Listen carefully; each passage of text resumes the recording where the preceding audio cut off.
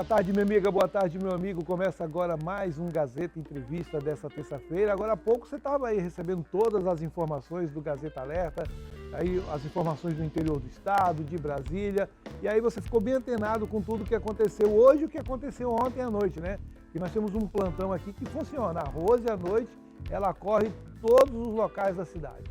E agora você também fica aqui com o Gazeta Entrevista, que tem uma pincelada de informações, e aí é só que a gente detalha mais os assuntos.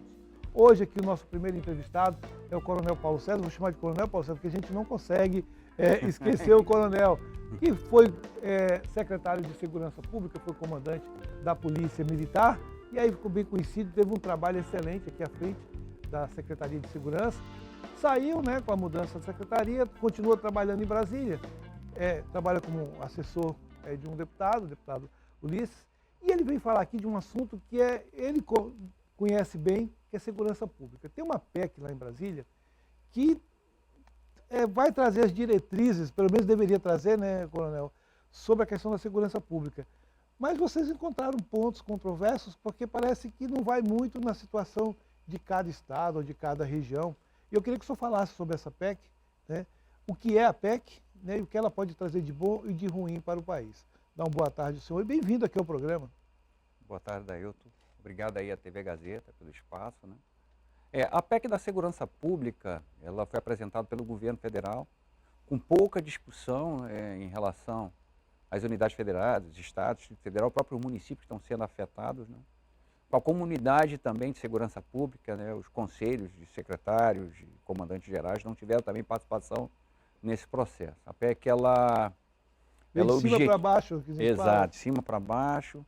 Ela trata das competências constitucionais, né, para os entes federados, dos estados, municípios e a União. E ela altera, assim, de modo muito pontual o artigo 144, né, que é o que estabelece o Sistema Nacional, Estadual e Municipal de Segurança Pública. As críticas a ela, Ailton, elas são em todos os sentidos.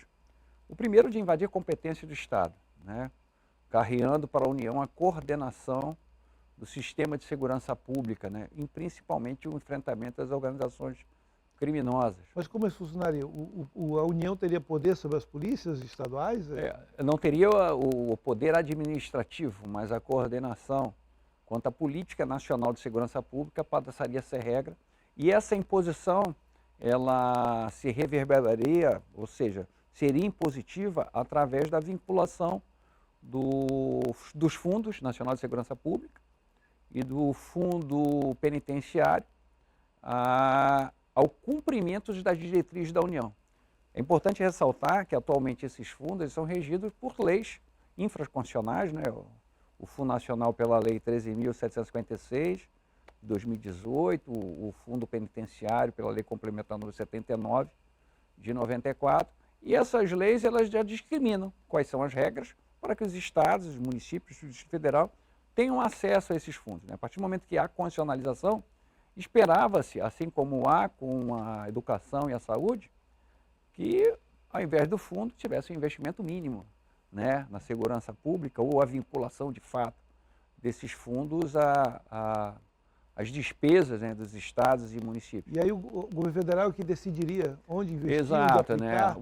O governo federal, através de diretrizes, né, administrativas, não mais submetidas ao legislativo, né, definiria efetivamente em que circunstâncias os estados receberiam fundo. É uma preocupação no ambiente extremamente politizado, né, que vivenciamos no país, onde as medidas adotadas, principalmente para o atual governo, elas estão muito afastadas dos interesses da sociedade em relação a resolver os problemas de segurança pública. Nós temos programas como o Pena Justa, que, no meu ponto de vista, e boa parte da sociedade, e acredito principalmente, né, pela comunidade de operadores do Sistema de Segurança Pública Nacional, é um absurdo, né, que estigmatiza uma política fadada ao fracasso, mas por incipiência do próprio Estado, que é a falência do sistema penitenciário, né? E não é uma falência qualquer, é uma falência provocada, que todos nós falamos sobre isso todo dia, né? Que o sistema penitenciário faliu, mas faliu por quê? Por falta de vaga, né? Quando se falta UTI no hospital, amplia-se o número de leitos, né? Na segurança pública não. Quando se faltam vagas, vem programas como o Pena Justa, que vem dentro dessa cadeia, né, Então, de medidas que nós vimos há mais de 10 anos de desencarceramento que tanto afeta a sociedade. Então, o que o senhor está dizendo aí também, e eu já tinha ouvido uma fala do coronel Ulisses, do deputado federal, precisa se construir mais presídios? Com certeza, né? A gente tem discursos hoje, né, que são plantados na sociedade, que no Brasil se prende demais, né? É o primeiro discurso, né? Nós temos a maior população carcerária do mundo. Se nós partirmos da premissa que nós temos no mundo, últimos dados são de 2021, nós tivemos 458 mil homicídios no mundo. E o Brasil, se você pegar o Brasil, ele teve 10% desses homicídios foram no Brasil. Né? O Brasil, em números absolutos, tem o maior número de homicídios do mundo. Quando se fala em população carcerária aqui no Brasil, se contabiliza tudo. Tudo. Basta estar apenado. Quantos apenados de fato estão dentro do presídio? Nós podemos afirmar taxativamente que metade não estão dentro do presídio. Estariam aonde? São as medidas de encarceramento, os regimes, né? A progressão de um regime, né? que é importante a progressão, né? No sentido de ressocializar o indivíduo à sociedade. Mas essa progressão tem que ser com responsabilidade. As penas são leves, coronel? As penas são leves? Eu acredito, as penas elas não são leves, né? Eu não vejo dessa forma. Eu não vejo que o Brasil ele tem um problema de dimensão da pena, né? Quantidade de anos aplicados. Eu acho que o problema está no processo de ressocialização de aplicar essa sem a responsabilidade. Pautado nesse discurso que nossos presídios são masmorras, né? São medievais, mas eu acredito que falta investimento. O Brasil tem uma população carcerária muito inferior do que deveria ter de fato, né? Se nós partimos da premissa que nós temos o primeiro do mundo em homicídio, somos o primeiro do mundo, 25% dos roubos de celulares no mundo são no Brasil, 14% dos homicídios do mundo são no Brasil. Então, naturalmente, o Brasil tem que ter a melhor população. Se nós pegarmos e compararmos números vinculados à proporcionalidade de homicídios à nossa população carcerária de fato, e não a plantada, que quem integra a população carcerária é quem está em cárcere, é quem está no presídio, não é quem está com a tornozeleira na rua, sem fiscalização alguma, né, por força do CNJ, né, nós vamos perceber que a nossa população carcerária é muito aquém do que deveria ser. Agora, coronel, eu fico pensando, quando a gente discute essa questão da segurança pública, que eu até já conversei com o senhor anteriormente sobre isso, que não dá para discutir só a parte de aplicar a pena e tudo. Como fazer para não levar esse jovem também para a criminalidade? Teria que estar junto nessa discussão? Veja só, eu tenho um pensamento um pouco afastado, né, dessas teorias. Eu acredito que o ser humano é fruto de suas escolhas, né? Nós temos oportunidade para todos, né? E eu falo isso de cátedra. Eu vim de uma favela. Meus irmãos também conviveram comigo a toda a infância numa favela. Eu não recordo de nenhum amigo, não consigo lembrar nenhum amigo que inclinou para o crime, nem tampouco eu e meus irmãos.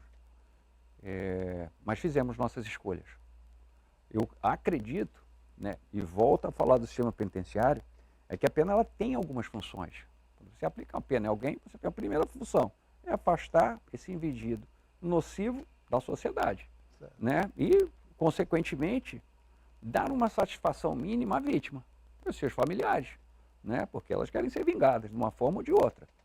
Segundo, essa pena também ela tem um papel que é extremamente importante, que é o papel dissuasório, ou seja, de inibir que outras pessoas cometam crime.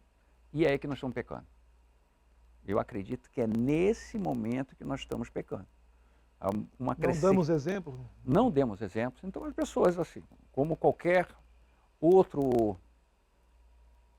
consumidor, né, o infrator, ele age diante de algumas premissas, né? A pena não é pedagógica de forma alguma. Não, ela não cumpre seu papel pedagógico, exatamente isso. O infrator ele é um consumidor, né? Existe um autor chamado Gary Becker, que recebeu um prêmio Nobel da Paz, é um economista da escola de Chicago, que ele fala sobre uma teoria bem interessante sobre o infrator e o que leva as pessoas a cometerem um crime. A pessoa, quando não comete o crime, ele faz algumas análises. A primeira delas, será que se eu cometer o crime, eu vou ser preso em flagrante? Se eu não for, se o Estado não tem condições de me alcançar, é interessante. A segunda, e se eu for, né, não fui preso, o Estado tem condições de investigando me alcançar? Não. E se o Estado, né, me alcançar, eu serei julgado. Será que essa pena compensa o ganho que eu vou ter com a prática do crime? E é aí que está a questão, Adailton. Eu acredito que o grande problema da segurança pública, e essa PEC não traz esse assunto à baila, é a discussão sobre o sistema de justiça criminal. Eu acho que o nosso sistema de justiça criminal, ele faliu. Ele falhou. Hoje, né, e eu falo isso com toda a propriedade e sem medo de qualquer retaliação, eu posso afirmar taxativamente que um indivíduo, quando sofre as consequências do delito, um crime, ele pensa duas vezes em procurar o Estado. Ele muitas das vezes vai procurar o próprio criminoso, o próprio crime, para ter seu bem repatriado ou ser vingado. O senhor também tem uma crítica à questão da audiência de custódia? Eu acho que a audiência de custódia ela vem nessa esteira. Alguns colegas seus aqui criticam da Polícia Militar, criticam bastante. A audiência de custódia, assim, ela é necessária, né? Eu acho que todo indivíduo... Eu também vejo como uma conquista que nós tivemos. Né? Assim, qualquer indivíduo tem que ser apresentado a um juiz para analisar os termos da sua prisão, a legalidade do ato. O problema é que a audiência de custódia, da forma que foi imposta pelo Conselho Nacional de Justiça, e aí eu tenho toda uma crítica à parte em relação à atuação do Conselho Nacional de Justiça, que é um dos responsáveis por esse movimento de desencarceramento, ela foi desvirtuada. Então, se criou a máxima de que isso é muito comum, né, do indivíduo, na presença de um juiz, ele diz que sofreu qualquer tipo de violência, né? E mesmo que os laudos que foram carreados aos autos digam que não, né? E em vez de se apurar a responsabilidade de quem supostamente cometeu aquele auto, né, prioriza-se a libertação daquele indivíduo em detrimento dos interesses da sociedade, da vítima, né, ou a simples apuração. Eu acredito que qualquer indivíduo preso, ele tem o direito, sim, né, mas a audiência de custódia, ela não pode ser uma justificativa presente na sociedade para a liberação de preso. A liberação, ela tem que ser exceção. E se houve algum erro policial, que seja apurada a responsabilidade. Mas se aquela pessoa, se há elementos que justificam a manutenção daquela pessoa, né, em cárcere, ela tem que ser mantida em cárcere. Agora, eu quero fazer uma pergunta, trazendo aqui para o nosso Estado. Esse plano de segurança fala alguma coisa sobre a ação das facções criminosas? Aqui no Estado nós vivemos uma realidade bem comum sobre isso. O plano ele traz o seguinte, ele carrega a Polícia Federal concomitante, as polícias civis, né, a responsabilidade por apuração da atuação das facções e organizações narcocriminosas, né? Nós sabemos já que a Polícia Federal sequer consegue alcançar, né, a integralidade das suas atribuições, né? O rol de atribuições da Polícia Federal inserido no artigo 144 é absurdo. E uma outra crítica, né, e uma crítica muito presente no ambiente legislativo, é que há uma concorrência concorrente, né? Há uma competência concorrente. Ela não carreou integralmente para a Polícia Federal. Ela estabeleceu que a Polícia Federal, né, bem como as polícias civis, sob a coordenação das polícias federais, poderiam investigar. Né? Não menciona a atribuição hoje que o Ministério Público também, através do GAECO, vem realizando. Então, fica a dúvida, né, realmente, né, fica a incerteza. Passa a ideia de que a União quer assumir essa responsabilidade, mas sequer cuida daquilo que é básico em relação ao combate ao narcotráfico, que é o cuidado com as fronteiras. O Estado do Acre é um exemplo que assumiu para si uma responsabilidade que não é sua, né, que tem uma política local de enfrentamento a crimes transfronteiriços. Né? Então, assim, carrear para a Polícia Federal em si não vai resolver o problema. Eu acho que a grande crítica à PEC é porque ela não discute aquilo que deve ser discutido, que é o sistema de execução penal, o sistema de processo penal. É garantir às polícias investigativas, o próprio Ministério Público, instrumentos eficazes de manter, né, de alcançar essas organizações. Nós temos perguntas do público, coloca aí, produção, por favor. Vamos aproveitar. O que o coronel acha sobre o tipo de ressocialização do país? São eficazes? É o Alessandro que está perguntando. O senhor falou agora há pouco sobre isso. O Alessandro, a sua pergunta é muito pertinente, né? eu falei sobre os três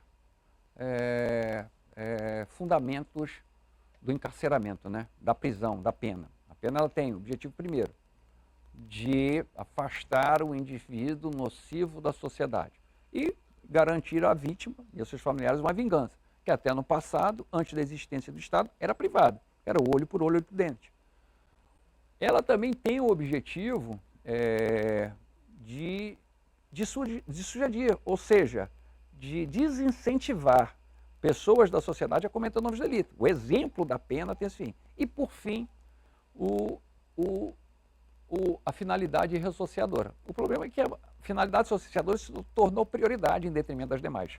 E hoje você tem pessoas, né, e aqui eu vou citar um exemplo, né, que é bem marcante, só existe no país, um indivíduo que comete um crime cuja pena não ultrapassa 8 anos. Né? Ele já inicia no regime aberto, semiaberto, me desculpa. O regime semiaberto aqui no Acre, em regra, é a imposição de uma tornozeleira eletrônica. Isso. O CNJ, em agosto de 2021, baixou uma resolução, por isso é um dos motivos das críticas do CNJ, que determina que uma pessoa com tornozeleira, para voltar ao ambiente prisional, ou ele tem que ser flagrado praticado um delito, ou simplesmente após cometer uma falta administrativa, de não estar onde deveria estar, né, passar por uma audiência de justificação com o juiz, para o juiz determinar se ele deve ou não voltar. Então não funciona para o senhor? Não funciona. Tem uma outra pergunta? Não funciona. Então, assim, não há como ressocializar nesse ambiente. Entendi. Tem mais uma pergunta, tem produção? Vamos colocar. A Laís Santos. É tudo falho aqui no país? Segurança, saúde, educação? Acho que ela está perguntando, ela foi uma geral aí. Olha só, é Laís, né? Laís, ó, o que eu posso falar, né? Eu passei 42 anos, né? Me desculpa, 38 anos atuando na segurança pública. E quando eu falo segurança pública, tempo também passei um pouco no Poder Judiciário também. O que eu posso falar? As polícias atuam na sua plenitude. Os juízes atuam com as armas que têm.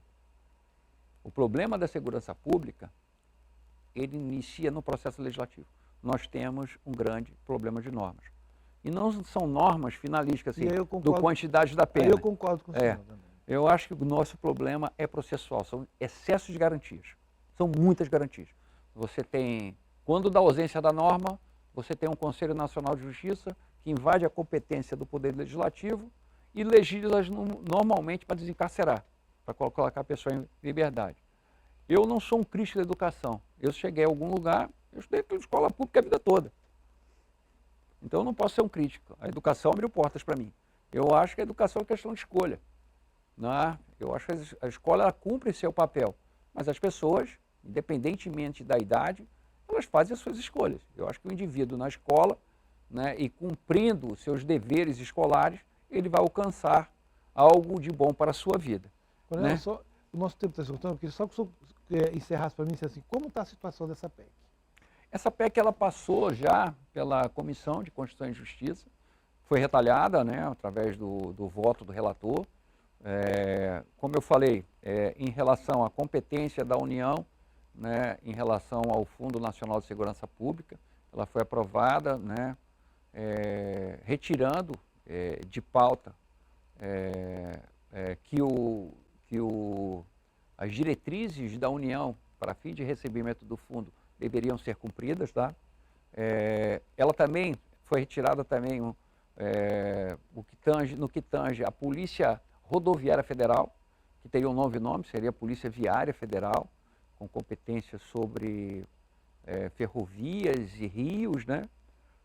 Também houve uma mitigação, no sentido que ela mantivesse seu status quo de polícia rodoviária, mas basicamente ela está aguardando a formação de uma comissão especial e vai ser submetida ao pleno. A expectativa é que ela seja retalhada, né? E, consequentemente, as mudanças que retiram, né, a autonomia dos estados deixam de constar no texto a ser apreciado pelo plenário da Câmara de Deputados. Esse que se espere, porque o que se percebeu é que a União tenta trazer para si uma responsabilidade, né, através de um texto de alteração da Constituição Federal que fere a autonomia dos estados, que, consequentemente, ao invés de aumentar a disponibilidade de recursos do Fundo Nacional, ele Certo. cria novas regras para fazer jus e cria as regras vinculadas aos interesses, né, partidários, ideológicos, que não coadunam com o interesse da maioria dos estados brasileiros e com a sociedade brasileira. Coronel, eu queria agradecer ao senhor por ter vindo aqui. Acho que a gente depois tem que aumentar mais esse tempo, que é para a gente poder falar mais ainda dessa PEC. Perfeito. Mas eu quero agradecer aqui pelas suas informações, pelo seu posicionamento. E aí fica o convite aberto para uma próxima data. Obrigado, Adailton. Obrigado, TV Gazeta. Obrigado, telespectador dessa emissora. E estamos aí à disposição. Olha, já eu volto aqui para a gente vai falar sobre questão de segurança, mas dessa vez com o Guilherme Pulitz, que é o presidente do Sindicato dos Médicos.